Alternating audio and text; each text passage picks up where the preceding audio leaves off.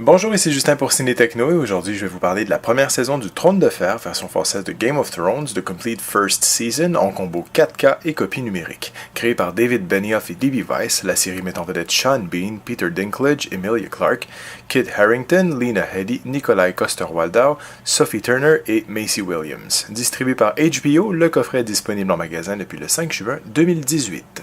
Il y a très longtemps, à une époque oubliée, une force a détruit l'équilibre des saisons. Dans un pays où l'été peut durer plusieurs années et l'hiver toute une vie, des forces sinistres et surnaturelles se pressent aux portes du royaume des Sept Couronnes. La confrérie de la garde de nuit, protégeant le royaume de toute créature pouvant provenir d'au-delà du mur protecteur, n'a plus les ressources nécessaires pour assurer la sécurité de tous. Après un été de 10 années, un hiver rigoureux s'abat sur le royaume avec la promesse d'un avenir des plus sombres. Pendant ce temps, complots et rivalités se jouent sur le continent pour s'emparer du trône de fer, symbole du pouvoir absolu. Elles sont rares les séries qui, tels des chiens enragés, parviennent à vous saisir à la gorge pour ne plus vous lâcher jusqu'à la fin. La plupart des séries ont besoin de mettre en place les enjeux pendant parfois un temps désespérément long, à tel point qu'ils ne deviennent intéressants qu'à partir de la deuxième saison.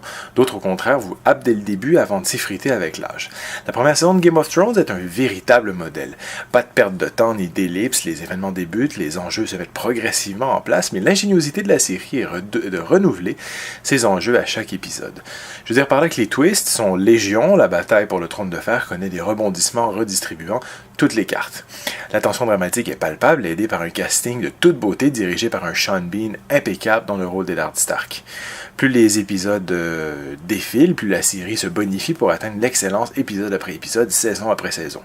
Le trône de fer pousse le vice à finir chaque épisode avec un cliffhanger de salaud, donc attendre une semaine avant le prochain épisode est une véritable torture, ce qui n'est pas le cas pour celles et ceux qui se procurent les sorties en vidéo des différentes saisons, heureusement pour vous.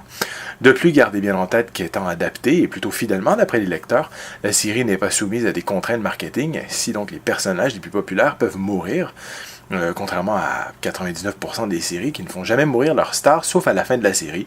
C'est comme difficile d'imaginer par exemple dans 24 sans Jack Bauer, car visuellement la série est une belle claque. Les paysages de l'Irlande sont à tomber. De plus, la série prend soin de les diversifier. Et ainsi, on traversera un désert ensoleillé et enneigé, le château du roi, la patrie du seigneur Stark, Winterfell, et le plus impressionnant de tous, le mur qui marque la délimitation du royaume des territoires du Nord où un danger rôde.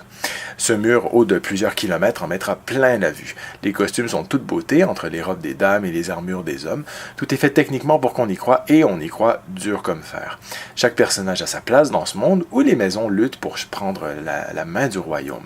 On s'attachera très rapidement aux différents protagonistes, ce qui est très rare dans la série, où généralement, seuls 2 ou 3 personnages sont étoffés, le reste étant relégué à la figuration. La série a conservé l'idée de lecture des romans, où un chapitre est consacré à un personnage en particulier. Ainsi donc, dans chaque épisode, environ 5 minutes sont consacrées à un personnage avant de passer au suivant. De plus, il faut savoir que si le genre de la série appartient au fantastique, il y a finalement peu d'éléments du genre pour l'instant.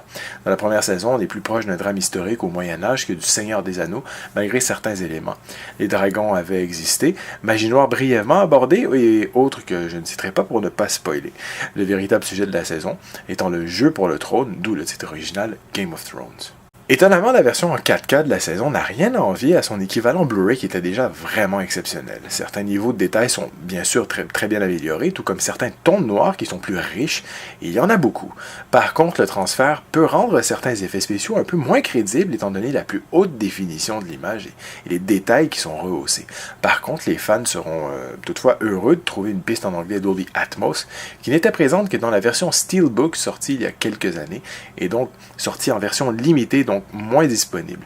On remarque donc une amélioration certes, mais sans être toutefois à couper le souffle. Des pistes en anglais Dolby Atmos, anglais Dolby True HD 7.1, anglais Dolby 5.1, français Dolby 5.1, espagnol catalan Dolby 5.1, espagnol castillan Dolby 2.0, allemand Dolby 5.1, italien Dolby 5.1, portugais DTS 2.0, tchèque DTS 2.0, hongrois DTS 2.0, polonais DTS 2.0 et russe DTS 5.1 sont offertes sur le coffret de la saison avec des sous-titres en anglais pour malentendants, français, allemand, italien, portugais, espagnol, croate, tchèque, danois, hollandais, finnois, grec, hébreu, norvégien, roumain, slovaque, suédois, thaï et turc. L'image est présentée en format panoramique 1.78. Pour les suppléments, on retrouve la plupart des suppléments offerts dans la Dans sa première version Blu-ray, on retrouve donc une piste de commentaires audio optionnels pour chacun des épisodes. On retrouve tout le reste des suppléments dans le 4e disque du coffret. On commence donc par Character Profiles qui offre un survol descriptif des personnages principaux de la saison. Anatomy of an Episode se concentre sur le marquant épisode numéro 6. Making of Game of Thrones se penche sur la création de la série, à visionner cependant après avoir regardé l'intégralité de la saison pour ne pas avoir de spoilers. From the Book to the Screen présente quelques segments avec l'auteur G.R.R. Martin. Creating the Snow Open se penche sur l'époustouflant générique d'ouverture. Creating the Dothraki Language nous présente l'élaboration de la langue inventée pour la série. The Night's Watch offre des détails entourant le mur du Nord.